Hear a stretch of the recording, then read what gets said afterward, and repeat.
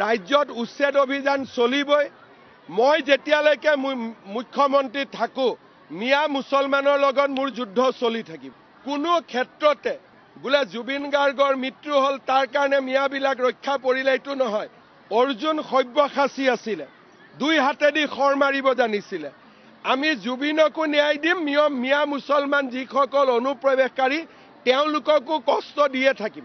মজা মজা, ভাল লাগিলে খবৰটো শুনি ভাল লাগিল।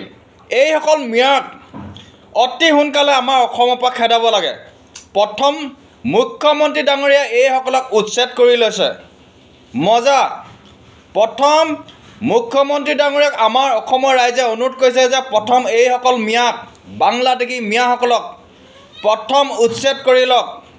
আমাৰ যিবিলাক সত্ৰ মাটি আছে, এই গিজিংলেণ্ডৰ মাটি আছে, তেনে মাটিবিলাকত যে এই কংগ্ৰেছসকলে বহাইছিল এইসকলক অকল ভোটৰ স্বাৰ্থত, আৰু ইহঁতি এইসকল এতিয়া টিকা চেলেকি থাকে এই কংগ্ৰেছে।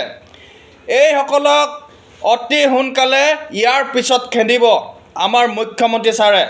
খুব ভাল কাম কৰিছে বন্ধুসকল, ভাল কাম কৰিছে নাই? নিশ্চয় ভাল কাম কৰিছে। সকলোৱে আমাৰ মুখ্যমন্ত্ৰী ডাঙৰীয়াক সকলোৱে যিমান পাৰে ছাপোৰ্ট কৰি যাওক।